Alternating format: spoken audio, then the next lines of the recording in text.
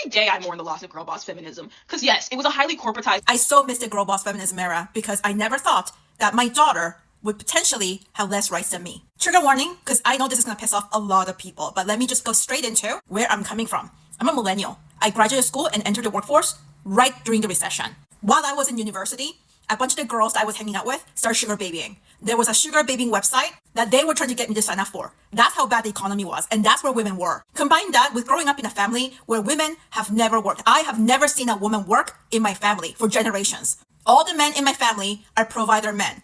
When you come from a family like that, you are very clear about the realities of being a tribe wife. It's not a fantasy, it's not romance, it's not a solution to women's oppression, that's for sure. The only thing that's going to give you any type of option in a world that was made for men by men is to have financial power. And it sickens me to see women selling to other women that they need to find a man to secure themselves without thinking that they're setting women up for domestic violence, without options to escape. Because the one who has financial power is the one who controls the power dynamic in any relationship. The girl boss era saved me because it was in to be a capitalist feminist. When the 2010s hit, it influenced me to become who I am today. Everywhere I turned, there was the message that I too can become someone independent, keep my integrity, lead my family, while having work-life integration, while doing the type of work that I love to do. Because I believed in it, consistently showed up for it relentlessly, I did make that happen. Never did I think that tradwifing would become a trend, where slightly older women are talking to younger women and girls that their solution to capitalism and feeling oppressed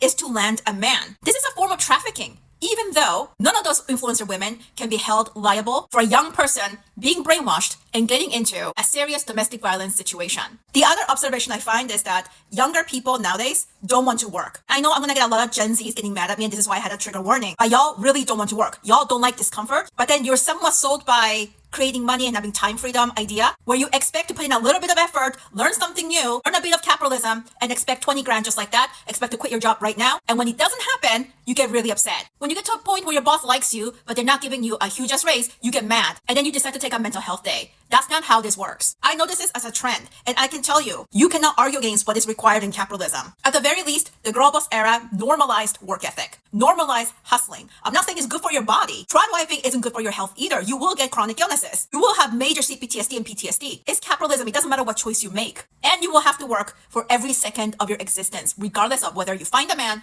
or you go hard on the career of your dreams. However, if you don't want to work, if you don't want to do what it takes, nobody can help you. I do think we should bring girl boss era back because it's just getting so dangerous and ridiculous for women. Capitalistic toxic feminism is better than utter helplessness, powerlessness, and having zero autonomy and power over our bodies and our destiny.